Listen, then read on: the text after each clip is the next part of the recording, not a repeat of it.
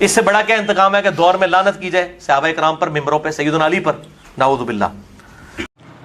कहते हैं इससे बड़ा क्या इंतकाम है कि दौर में लानत की जाए सहाबा कराम पे, मिंबरों पे, सैयदना अली पे, नाऊज़ु बिल्लाह। वैसे तो ये सैयदना अली रज़ियल्लाहु अन्हु पे लानत वगैरह के हवाले से नाऊज़ु बिल्लाह मिन ज़ालिक सुम्मा अस्तग़फिरुल्लाह, इस हवाले से मारिफ़तुस सहाबा व अहले बैत सीरीज़ में बड़ी वजाहत से मैं बात कर चुका हूँ। सिर्फ सरदस्त आप भाइयों के सामने दो हवाले बयान कर देता हूँ सुन्नी शिया दोनों कुतुब से, ताकि पढ़े लिखे को फ़ारसी की ज़रूरत ना पड़े। ये देखिएगा, ये मेरे हाथ में तारीख़ इब्न कसीर अल-बिदाया व निहाया, जो कि ख़ुद मिर्ज़ा जी ने कहा कि ये तबरी खोलें या तारीख़ खोलें। इसकी जिल्द नंबर 8 का सफ़ा नंबर 973 है। वो मुग़ीरा बिन शोबा रज़ियल्लाहु तआला अन्हु बयान करते हैं कि जब मुग़ीरा बिन मिक्सम रहमतुल्लाह अलैह बयान करते हैं कि जब हज़रत मुआविया रज़ियल्लाहु तआला अन्हु के पास सैयदना अली बिन अबी तालिब रज़ियल्लाहु अन्हु के शहीद होने की खबर पहुंची तो आप रोने लगे। आपकी बीवी ने आपसे कहा कि आप उस शख्सियत पर रो रहे हैं कि जिससे एक अरसा आपका इख्तलाफ रहा है। तो सैयदना मुआविया रज़ियल्लाहु अन्हु ने कहा तू हलाक हो जाए, तुझे मालूम नहीं कि लोगों ने किस कदर फजीलत, किस कदर फ़िक़्ह और इल्म को खो दिया है। सैयदना मुआविया रज़ियल्लाहु तआला अन्हु सैयदना अली की शहादत पर रो रहे हैं और उनकी फजीलत का इकरार करते हुए, उनकी मनकबत, उनकी शान बयान करते हुए कह रहे हैं कि तुझे मालूम नहीं लोगों ने किस कदर फजल, किस कदर फ़िक़्ह, किस कदर इल्म को खो दिया है।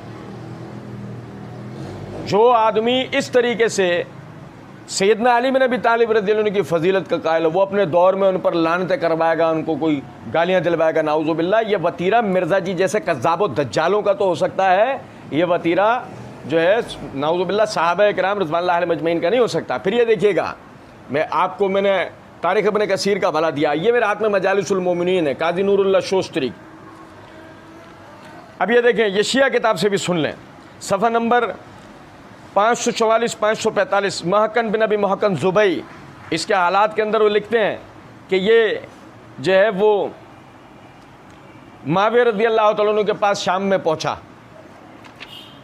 और वहाँ पहुँच के इसने कहा, यानी कि मैं बुखील तरीन और बज़िल तरीन और इंतहाई लायक मलामत और आजिज़ तरीन शख्स की तरफ से तेरे पास आया हूँ।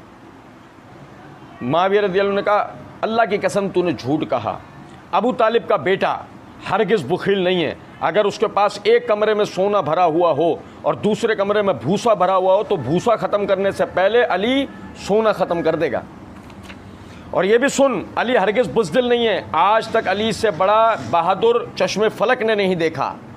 और अली लायक मलामत भी हरगिज़ नहीं है, क्योंकि वो शेख बतहा अबू तालिब का फ़र्जंद है, उसकी माँ फ़ातिमा बिनत असद है, उसका भाई जाफ़र तैयार है, उसका चाचा हमज़ा है और उसका इब्न अम और उसका ससुर अल्लाह का रसूल है सल्लल्लाहु अलैहि वसल्लम। उसकी बीवी फ़ातिमा बिनत रसूल है और उसके बेटे हसन और हुसैन है। भला जिसका ये नस्ब हो वो भी लायक मलामत हो सकता है? सफ़ा नंबर 548 549 देख लीजिए। सैयदना अली बिन अबी तालिब रज़ियल्लाहु तआला अन्हु की ज़िरार बिन ज़ुमरा अन्नाशली से सैयदना अली बिन अबी तालिब रज़ियल्लाहु अन्हु की मनकबत सुनाने के लिए मुआविया रज़ियल्लाहु तआला अन्हु ने कहा कि मेरे सामने सैयदना अली की मनकबत बयान करो। आदमी, मैं कहा करता हूँ, आदमी बेशरम नहीं होना चाहिए, बस बात है ये। आदमी बेशरम, बेगैरत और उससे बढ़कर पता है क्या, मुकल्लिद नहीं होना चाहिए। बात मुकल्लिद नहीं होना चाहिए। आदमी अंधे बहरे लंगड़े लूलों की तरह मिर्ज़ा की तकलीद कर रहा है, तहकीक करे तो उसको पता लगे कि सैयदना मुआविया रज़ियल्लाहु अन्हु के लिए इल्ज़ाम धरना कि वो सैयदना अली के ऊपर नाउज़ु बिल्लाह को लानत मलामत कराते थे। वो तो सैयदना अली रज़ियल्लाहु अन्हु की इतनी ज़बरदस्त फजीलत को बयान भी करते हैं, कायल भी हैं, सुनते भी हैं। आप देखें, जब कहा गया कि फजीलत बयान करो तो फजीलत बयान करने वाला फजीलत बयान करता है। आप दूर अंदेश और ताकतवर शख्स थे, आपके हर जानिब से इल्म फूटता था और ज़बान से हिकमत जारी होती थी। दुनिया और उसकी जीनत से वहशत महसूस करते थे और तारीक़ शब से मानूस थे। वो तवीलुल फ़िक्र थे, मुसलसल रोने वाले थे। उन्हें मोटा लिबास और झूठा मूठा खाना पसंद था। वो हम में हमारी जैसे एक फ़र्द की तरह रहते थे। जब हम उनके पास जाते तो वो हमें अपने करीब बिठाया करते थे और जब हम उन्हें बुलाते तो वो हमें जवाब देते थे और उनके करीब होने और उनकी कुर्बत के बावजूद भी हम उनकी अज़मत की वजह से इब्तिदा नहीं कर सकते थे। उनकी हैबत की वजह से उनसे कलाम नहीं कर सकते थे। और जब आप रज़ी अल्लाह तआला अन्हु मुस्कुराते तो आपके दांत मोतियों की तरह चमकते। आप अहले दीन को मुकद्दम रखते थे और मसाकीन को तरजीह देते थे। उनसे किसी ताकतवर को अपने अमर बातिल का लालच न था और कोई कमज़ोर उनके अदल से मायूस न था। मैं अल्लाह की कसम खाकर कहता हूँ कि मैंने उन्हें बाज़ औक़ात इस हालत में देखा कि रात अपनी जुल्फ़ें दराज कर चुकी होती थी, सितारे डूब रहे होते थे और सैयदना अली बिन अबी तालिब रज़ियल्लाहु अन्हु अपनी रेश को अपने हाथों में पकड़े हुए मेहराब में बैठकर यूँ तड़पते थे जैसे कोई मार गजीदा शख्स तड़पता है, और गमगीन पुसर मुर्दा माँ की तरह से रोते थे और रो रो कर कहते थे, दुनिया क्या तूने मेरी तरफ रुख कर लिया है और क्या तुझे मेरा शौक़ चढ़ आया है? अल्लाह करे कि तेरा वक्त करीब ना हो, तू मेरे गैर को धोखा दे, मैं तुझे तलाक़ें दे चुका हूँ जिसके बाद मैं तेरी तरफ रुजू नहीं कर सकता। तेरी ज़िंदगी हकीर और तेरा ख़तरा ज़्यादा और तेरी उम्र कमज़ोर है। आज़ाद राह कम, सफ़र लंबा और रास्ता पुरवहशत है।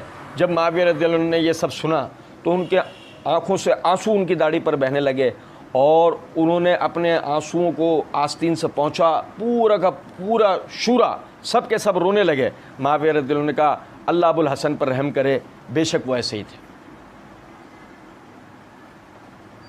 आप अंदाज़ा तो करें, जो आदमी सैयदना अली रज़ियल्लाहु अन्हु के लिए इतनी ज़बरदस्त फजीलत का कायल हो, उसके लिए ये बकवास करना कि वो सैयदना अली रज़ियल्लाहु अन्हु पर लानत मलामत करवाते थे, ये किस कदर दूर की बात है।